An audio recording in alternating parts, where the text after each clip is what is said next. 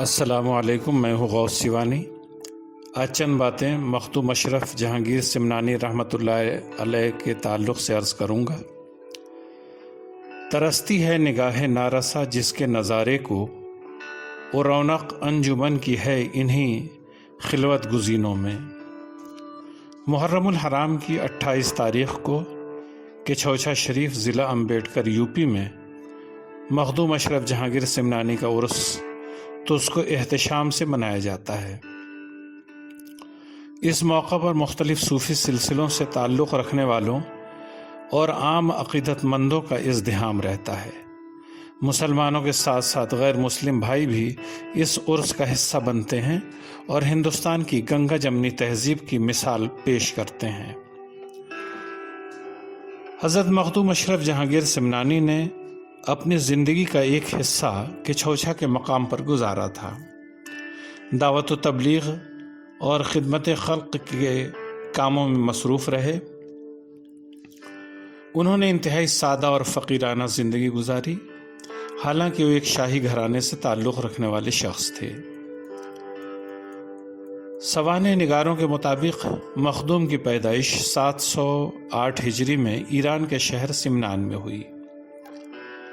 وہ جس سادات گھرانے میں پیدا ہوئے، وہ خاندان جاہ و حشمت اور عزت و وقار رکھتا تھا۔ ان کے والد سلطان سید ابراہیم ایک بادشاہ تھے اور اسی کے ساتھ ساتھ اہل دل اور عارف باللہ بھی تھے۔ انہوں نے آپ کے جوہر کو پہچانا اور اپنی خصوصی نگرانی میں تعلیم و تربیت کی۔ مخدوم کا سلسلہ نسب سید الشہداء امام حسین تک پہنچتا ہے۔ شجر نسب آج بھی خاندان کے پاس موجود ہے۔ 15 سال کی عمر تک پہنچنے سے قبل ہی آپ نے ظاہری علوم کی تکمیل کر لی تھی۔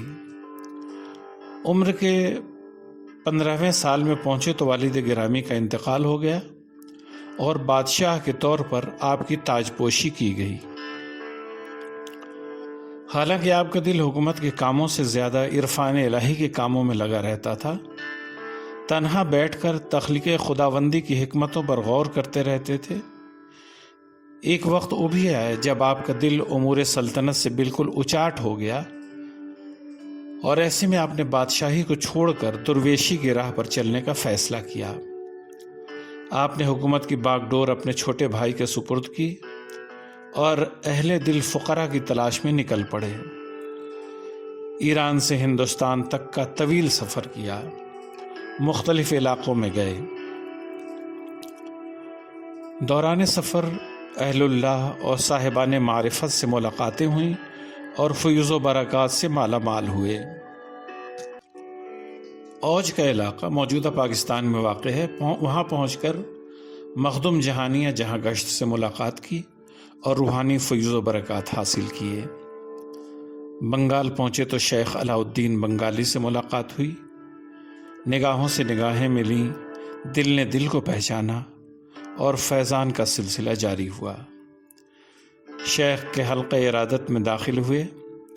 شیخ نے جلد ہی اپنا مرید و خلیفہ بنا لیا اور خلق خدا کی رہنمائی کے لیے کچھوچھا جانے کا حکم دیا۔ یہ علاقہ جون پور کی شرقی سلطنت کے ماتحت تھا، بعد میں اودھ کے نوابوں کے ماتحت آیا اور پھر ایک مدت تک فیض آباد ضلع کا حصہ رہا۔ یہاں مستقل قیام فرما کر آپ نے خانقاہ تعمیر کرائی، جہاں سے آنے جانے والوں کے لیے فیضان کا سلسلہ جاری رہا۔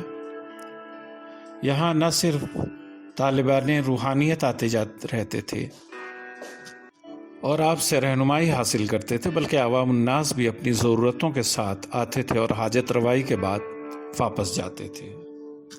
سوانح نگاروں کے مطابق لاکھوں افراد نے آپ کے ذریعے رشد و ہدایت پائی اور ایک بڑے خطے کو آپ نے اسلام اور تصوف کے اجالے سے منور کیا۔ آپ کا روحانی سلسلہ اشرفیہ کے نام سے ساری دنیا میں مشہور ہے۔